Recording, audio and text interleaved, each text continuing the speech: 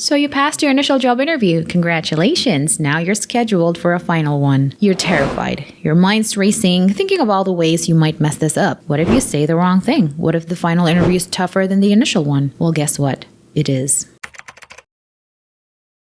Initial interviews are for narrowing down a huge pool of applicants. As a result, the questions are short, quick, and simple. Final interviews, on the other hand, serve a different purpose.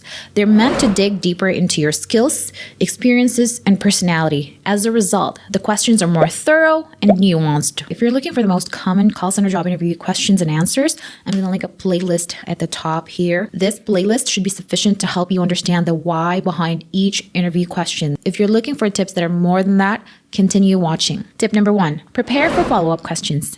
So you've successfully passed the initial interview. Chances are you do have a foundational understanding of the why behind each interview question. The real question is, on a scale of 1 to 10, how well can you handle follow-up questions? Final interviews are rife with follow-up questions. These are meant to explore your initial answers in more details. Recruiters want to see if you can defend your answers and elaborate on your ideas. This also gives them an idea of how well you handle real-life situations on the job. But how do you anticipate the follow-up questions anyway? You can do that by reviewing your rehearsed answers to the most common interview questions. For example, the question, what is your greatest strength? They will for sure ask that again during the final interview. It's a pillar question after all. So if this is your answer, it is extremely likely that the interviewer's follow-up question will be somewhere along the lines of, can you tell me about a time when you adapted well to a last-minute change? And how did it benefit your team? By anticipating and practicing for the likely follow-up questions, your initial answer might sound cliche, but your answers to the follow-up questions will be customized to your situation. And here are more examples of common job interview questions along with their potential follow-up questions.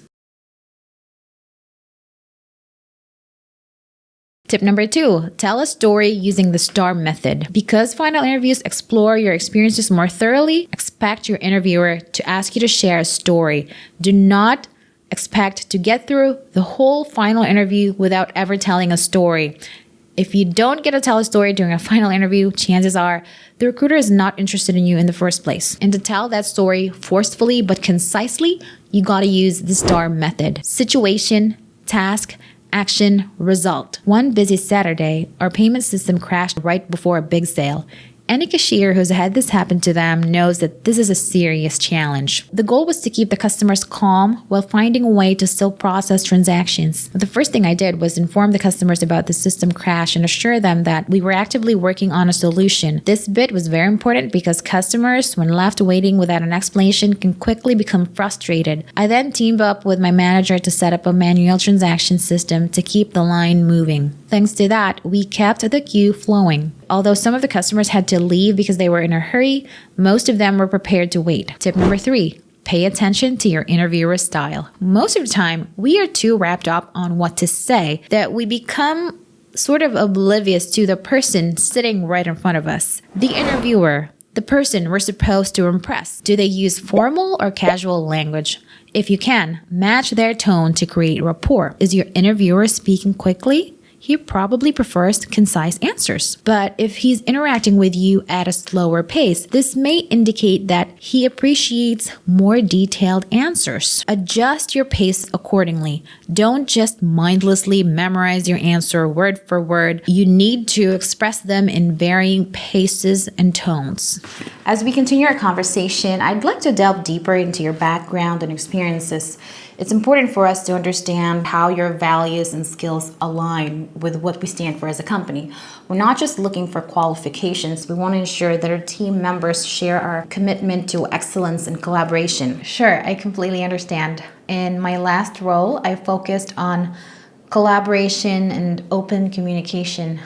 I find that when team members feel heard, it leads to better results overall. Look out also for opportunities for personal connection. If she shares a personal anecdote, maybe it's time for you to look for ways to relate to that to help build that personal connection. Personally, I've always found that hiking is my go-to escape to get outside, get some fresh air, breathe a little, So I'm just wondering, what's yours? I hike a lot too. Where do you hike? Oh, really? You know, I hike at Pine Ridge. I've hiked at Pine Ridge, but my favorite is Mount Peak. Have you been there? Oh, I mean, I haven't been there, but I've heard it's the highest in town. What's so special about it? Well, for one, the views are unbeatable. I'd say that it's more gorgeous than Pine Ridge. And there's this great sense of community up there. I always meet some cool people on the trails. You really should try it one of these days. It's amazing. Also, pay attention to their facial expressions. Do they nod or smile? Those are great signs. That means they're engaged and are interested in what you have to say. But if they're frowning and are lacking eye contact, it indicates that they are not connecting with your responses and it's time for you to switch gears. So whatever you're doing at that moment, try doing the opposite. Catering to your interviewer's needs not only shows that you're adaptable, but also demonstrates your ability to read social cues, which is pretty much valuable wherever you go. Tip number 4, practice answering interview questions with someone, or if you don't have that someone, use ChatGPT. To those of you who are still not familiar, ChatGPT is an AI-powered software that can talk to you by voice or by text. The voice feature alone is a game changer. Hello, it's lovely to meet you. If there's anything you need, please don't hesitate to let me know. I'm here to help. Hey, how's it going? I'm looking forward to working together. Let's figure out where to start. What's on your mind? You can speak to it, and then it'll process your responses and respond to you like a real conversation. Hey, can you hear me? Loud and clear. What's up? It's like having your own assistant. Now, this is perfect if you have no one to practice interviews with, or you simply cannot afford a tutor. The free version is sufficient to help you practice, and it can even give you suggestions on what to improve. You're practicing for something? Tell me more. So I'm practicing for a job interview, specifically situational questions, and I'm going to be using the STAR method when telling stories. Are you familiar with that? Absolutely. The STAR method is a great way to structure your answers. It stands for situation, task, action, and result. So you describe the situation, explain the task you needed to accomplish, outline the actions you took, and share the results of your efforts. It's a concise way to showcase your skills and achievements. How's your practice going with it? Well, that's what I'd like to talk to you about. I'd like for us to role play. You're the interviewer, I'm the applicant. Let's dive in. Imagine you're working in a call center and a customer calls in, frustrated because they've been transferred multiple times and had to repeat their issue each time.